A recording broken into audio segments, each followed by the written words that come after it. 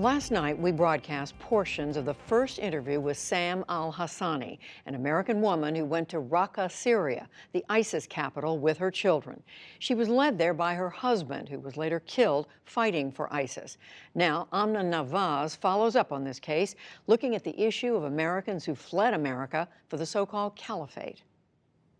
Our PBS colleagues at Frontline, in partnership with the BBC, worked with filmmaker Josh Baker over the course of 18 months to find and interview Sam al-Hassani and tell her remarkable story. The al-Hassani family are not the only Americans who went to land controlled by ISIS in Syria and Iraq.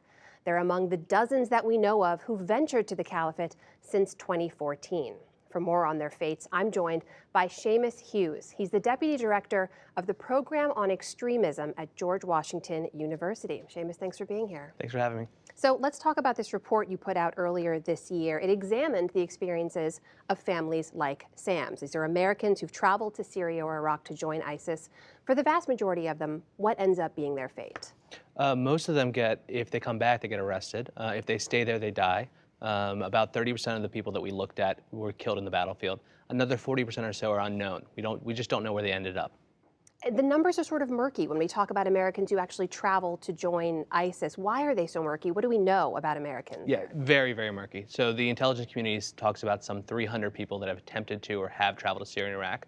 At the Program on Extremism, we were able to identify 64 individuals by true name. And they go for a variety of different reasons. The earlier cases, it was because of the Assad atrocities they saw on TV. The later cases was this idea of perceived religious obligation. The announcement of a caliphate was a driver for a lot of these folks. And we've seen ones and twos, but we've also seen families, at least 6 American families who traveled and picked up from a regular life here and went to go join the caliphate. From the ones that you looked at, you mentioned in the report, most who go don't come back.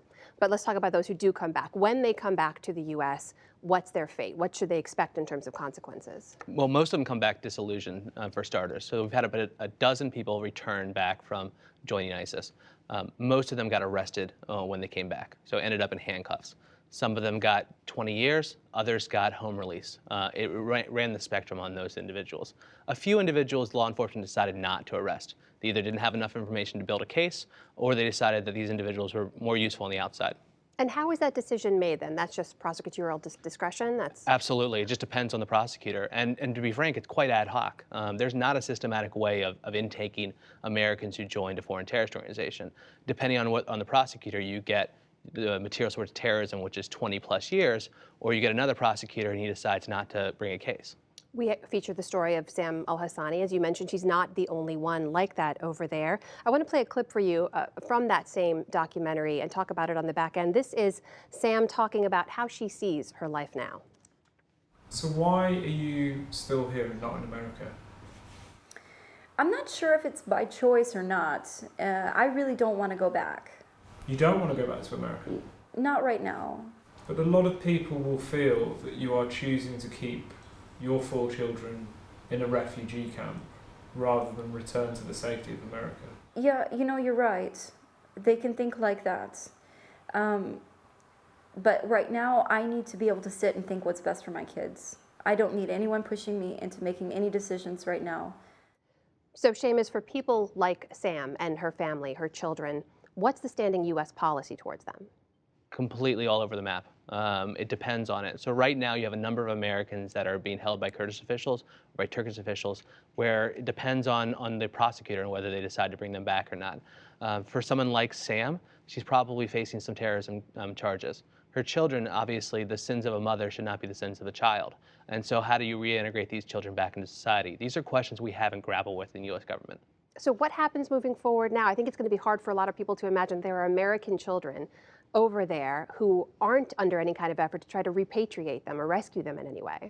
Yeah, that's a problem we're dealing with a lot of Western countries. I mean, think of France. It has 300 to 400 children who are believed to be in ISIS-controlled territory.